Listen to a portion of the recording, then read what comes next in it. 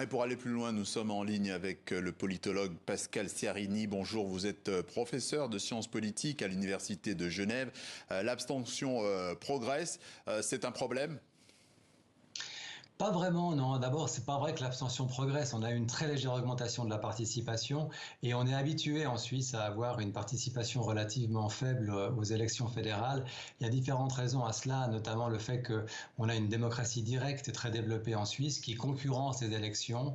On peut toujours corriger le tir lorsqu'un parlement ne prend pas une bonne décision. Il y a un référendum qui est lancé et finalement c'est le peuple qui décide. Et de ce fait, l'importance des élections a diminué. Aussi, le fait que contrairement à d'autres pays, la composition du Parlement ne détermine pas la composition du gouvernement puisque celle-ci elle est fixe depuis pas mal d'années et donc on a moins de poids en tant que citoyen quand on élit le Parlement. Contrairement à d'autres pays, on n'influence pas la composition du gouvernement. Et je rebondis sur cette question justement. Comment ça va s'organiser concrètement, cette distribution des portefeuilles prévus pour décembre prochain ?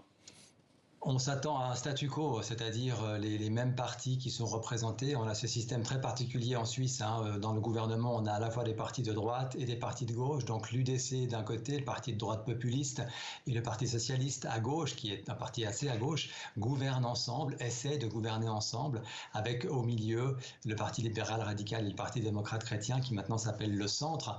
Ça ne va pas changer de ce point de vue, et donc l'élection d'hier n'aura pas d'influence sur la composition du gouvernement. Le contexte international a joué ou pas, dans la mesure où la thématique de politique d'immigration en Suisse est plutôt importante. 25% des résidents en Suisse sont étrangers. Mais de qui parle-t-on précisément? Quels sont les étrangers qui font peur en Suisse? Alors, il y a deux types d'étrangers qui font peur en Suisse, ou en tout cas qui font peur à l'UDC et à ses électeurs et électrices. C'est d'une part les requérants d'asile. On a connu une forte augmentation des demandes d'asile en Suisse, comme un peu partout en Europe. Et puis, par ailleurs, on a une forte immigration de main-d'œuvre étrangère, mais qui, en principe, bénéficie à l'économie suisse. Cependant, l'UDC considère qu'il y a trop d'étrangers en Suisse et vise d'ailleurs à limiter, via une initiative populaire, le nombre de la population suisse à 10 millions. Le seul levier qu'on aurait pour limiter ce chiffre, ce serait de fermer la porte aux étrangers. C'est un discours qui a bien fonctionné. L'immigration était un des thèmes de campagne, une des préoccupations principales au sein de la population suisse. Et vous avez évoqué le contexte international. C'est sûr que ça a joué un rôle. La guerre en Ukraine, plus récemment, les événements au Proche-Orient sont des éléments qui désécurisent la population et dans ce contexte-là, les partis qui jouent sur la fibre sécuritaire gagnent des voix, même si les solutions qu'ils présentent sont parfois simples ou même simplistes.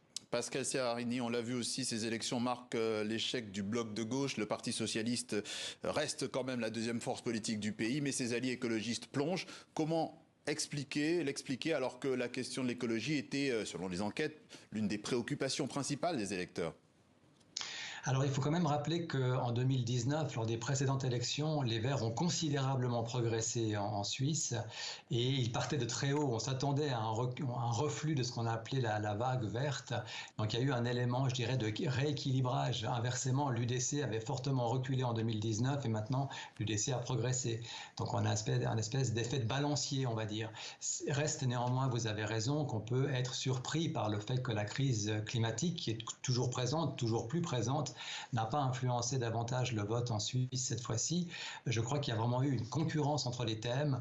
Il y a eu l'immigration, il y a aussi la question du pouvoir d'achat. La Suisse a été impactée également, les primes d'assurance maladie.